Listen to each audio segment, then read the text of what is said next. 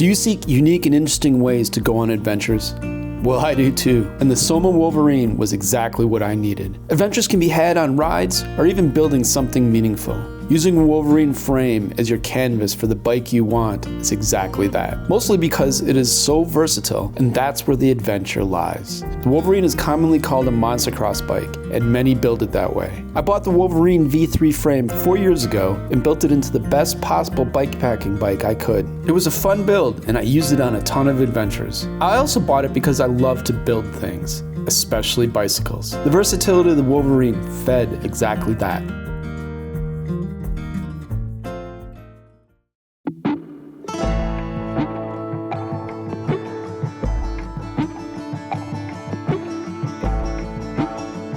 Knowing that the Wolverine has a split seat stay, I want to take advantage of that and build it with a belt drive. This video will showcase that build. I'll have some expectations about the build for you shortly, mainly not to expect this to be a tutorial. More on that later. This build is also part of a goal of mine to build 3 things and use them all in one day.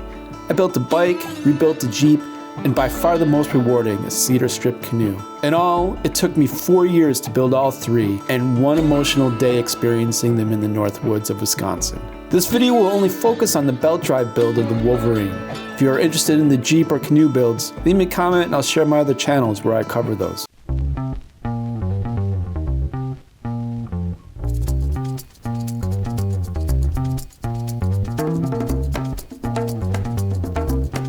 Okay, time for some caveats and expectations.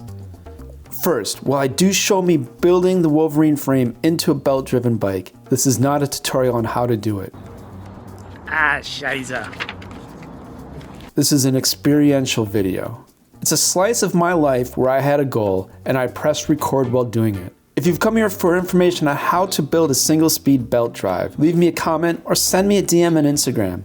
I'd be thrilled to share any information I've gained in nearly 30 years of building bicycles. Second, this is my first time building a belt-driven bicycle. It's also done on a budget, so it's not going to be pretty. It will be functional, however. Inexpensive and functional. Those are the goals. At the end of this video, you see me ride the bike for the very first time. I get a little emotional about it, so if that's not your thing, go watch one of my other build videos or check out my bike packing series. Alright, enough jibber jabber. Let's get on to the build.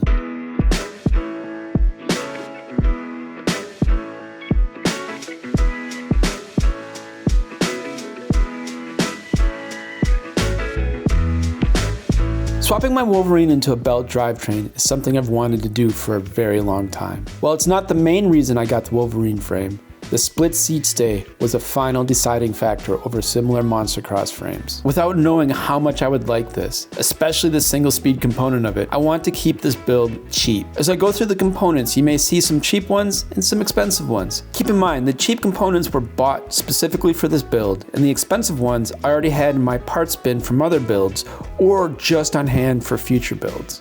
To make this swap happen, I went with a SRAM S300 crankset. I'll remove the 50-tooth chainring and install a 46-tooth Gates CDX chainring. The crank is a 5-bolt, 0 offset design that will work perfectly with the Wolverine frame. I'll install a 24-tooth rear Gates CDX cog. To power the bike, I'll go with a 113-tooth belt. Yep, this will be single speed.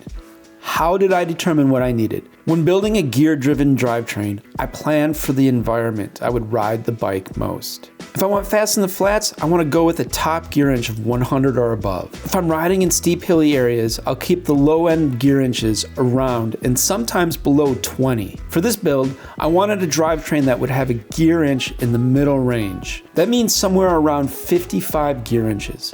Depending on the tire size I use with this build, this will be right around 50. I already removed the mullet drivetrain I had in Wolverine, so let's start installing the 24-tooth cog on the hub. This CDX cog is compatible with all 9 and 10 speed and some 11-speed Hyperglide hubs. I'll use these single-speed spacers typically used for a chain-driven setup. It's a 0 offset setup, so I'll put the cog in the middle of the hub. Easy enough. Let's get this GXP bottom bracket that came with the S300 crankset installed. Now on to probably the hardest part of this build, removing the 50-tooth chainring from the S300 crank. Alright, I've given up on this. The problem is, the tool, it's really effective at getting these out, but the problem is when they crank this down at the factory, probably by a machine, because it's a single speed, they bolted it in a little bit too high and I can't get the tool down on both little knobs here. Nibs, knobs, whatever they're called. So I can only get down on one. I got 3 of them off, but I'm having trouble with these last 2. It's just super tight and I'm getting a little frustrated and I just wanna go on an adventure. Eventually I did get it removed, but at the cost of my $5 chainring tool. That thing did not survive. All right, I got this chain ring off this inexpensive crank arm. It wasn't easy. I mutzed things up a little bit and I even bent the tool. I think I'll still be able to use the tool, but we'll see. I bought some new chain ring bolts. They're silver instead of black. I think that will pop a little bit. Let's get the belt drive chain ring on.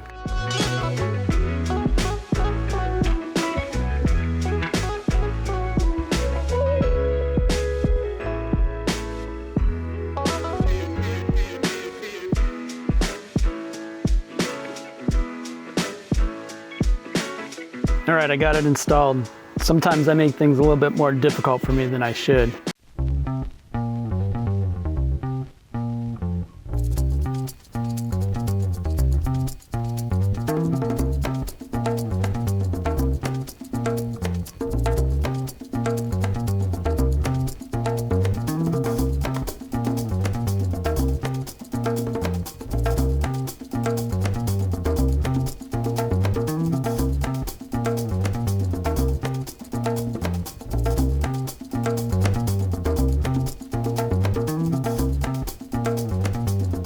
All right, I'm really pleased with that. That's looking really good.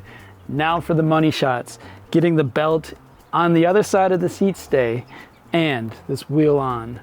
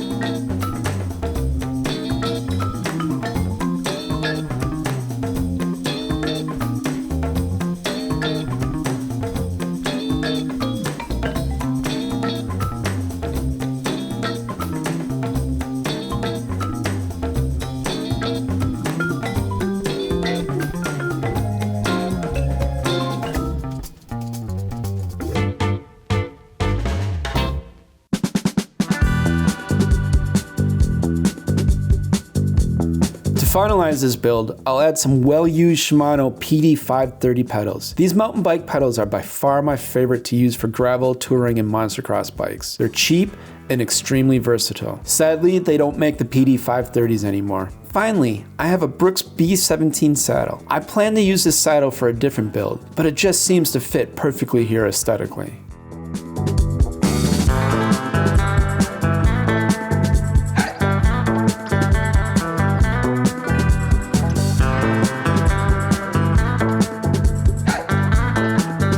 All right, the bike's built. Let's load up and head out for the first ride.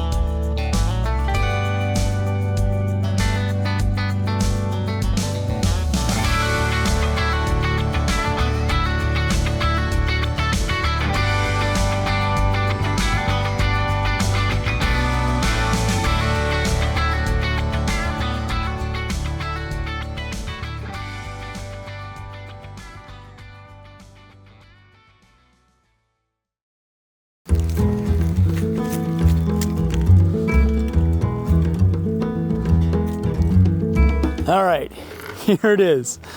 The single-speed belt-driven Wolverine. It's not perfect by any means, but I'm still super proud of it. One of the reasons I bought the Wolverine frame to begin with is because I wanted to have a belt-driven bike. I live in an area with a lot of hills, so I love gears, and that's the type of riding that I love even if I didn't live in that type of area. But it's gonna be a fun challenge for me to ride a single-speed bike, especially on the hills. That may sound weird, but I love the hills. Now, before I ride this bike for the first time, I'm gonna ask you to suspend reality for just a little bit. Ignore some of the flaws, specifically some of the parts that still remain from when it had a derailleur, including the derailleur cable lines here. The fact that the 50mm tire did not fit on back, so I went with a 40, and I still have the 50 on the front because honestly, I just wanted to get out and ride it. I'll probably swap the front out for a 40. Probably could have gone with a 45, but I didn't want to risk it because with the chain length, the belt length, it's a fixed length rather than having a chain where you can adjust the length. I'm not gonna gear up too much. I'm gonna have my shoes, my helmet on. I just wanna get on it and ride it and get a feel for it. Let me know what you think, what I've chosen to put on the bike, what I need to do other than remove some parts and swap out that front tire. Let me know what you think I should do with this bike. Should I keep it a single speed, or should I go another route and go with some internally shifted gears, a hub shifter or something like that? Let's get on this bike for the very first time and I'll give you my thoughts.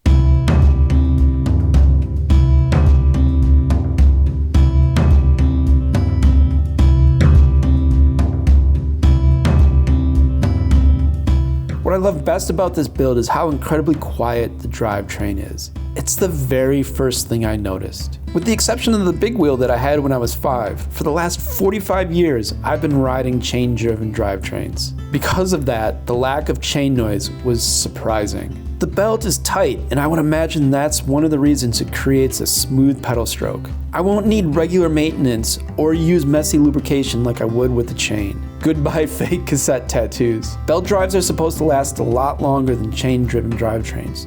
Though, if you've been a subscriber for a while, you know that may not be a factor here because I change drivetrains more often than I do chamois.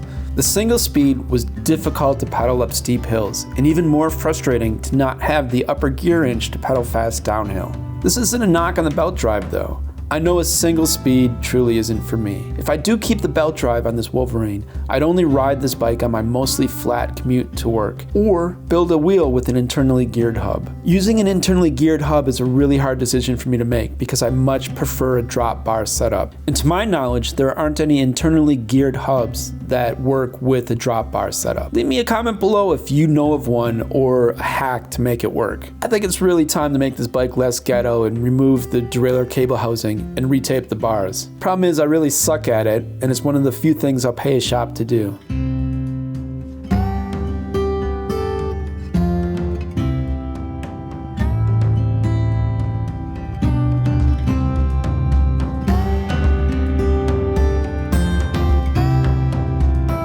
If you enjoyed this video and would like to see more like it, please hit subscribe.